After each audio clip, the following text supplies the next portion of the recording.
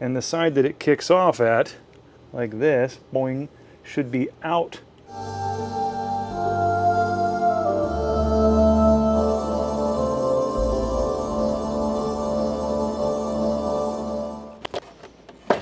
So I've seen a lot of videos on how the inside of a DeLorean door should look, but really couldn't find anything on how to take it apart. So It's really heavy. hopefully this helps. At this point I'm in exploratory surgery. The cable's messed up. Well, I'm finding multiple problems, so this is actually pretty cool. Alrighty, so I've got some stuff that I can share with you that I kind of had to learn the hard way, so maybe I can help you not have to do so. The first thing that I found was the door seal that goes around here, and mine was replaced. And I was removing it just to kind of get out of the way because I noticed it was interfering on the door like crazy, and it actually damaged it a little bit. And when I got it apart,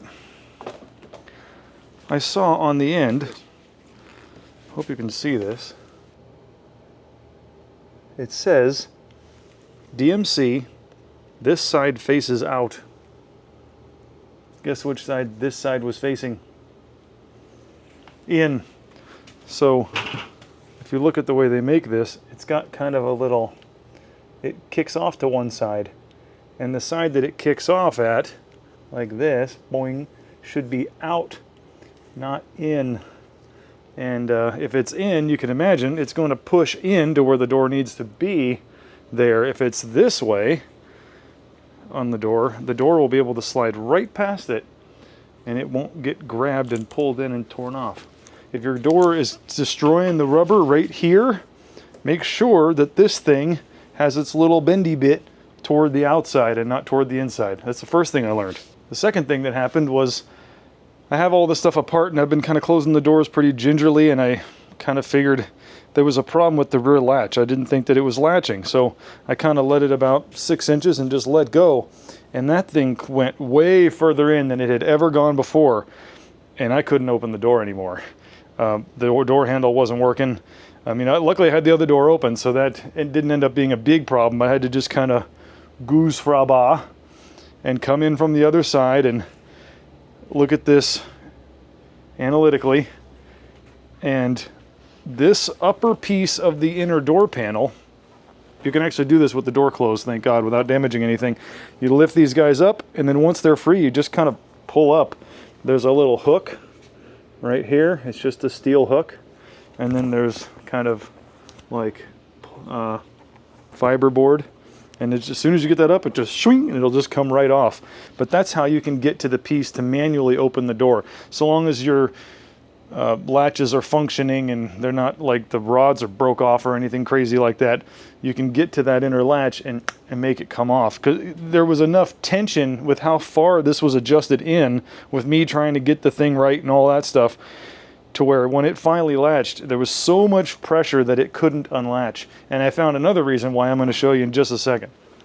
So once I got the door open, I was able to get to this. Oh, what is all this? That looks busted.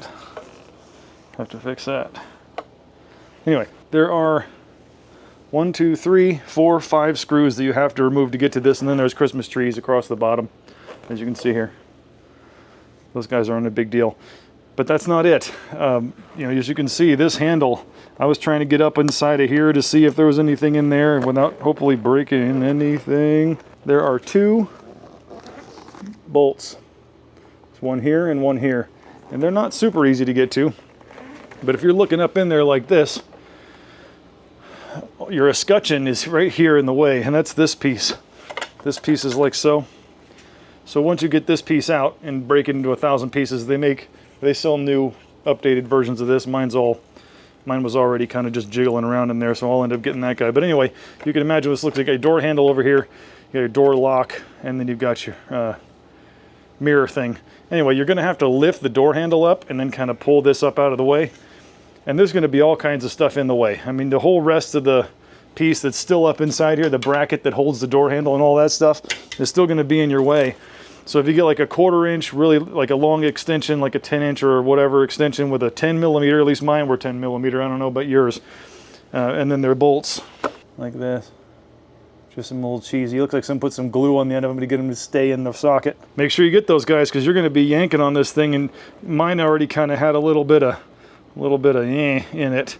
So by the time I get done, it's going to be nice and tight. I'll make that bracket fit. Make sure you don't forget that and don't go yanking on it because once it's time, it'll just come right out of there.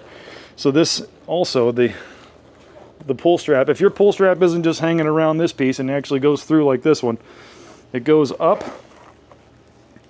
and it goes through one of the bolt holes. Okay, so once you get this upper door panel piece off here, this is the piece that I was talking about.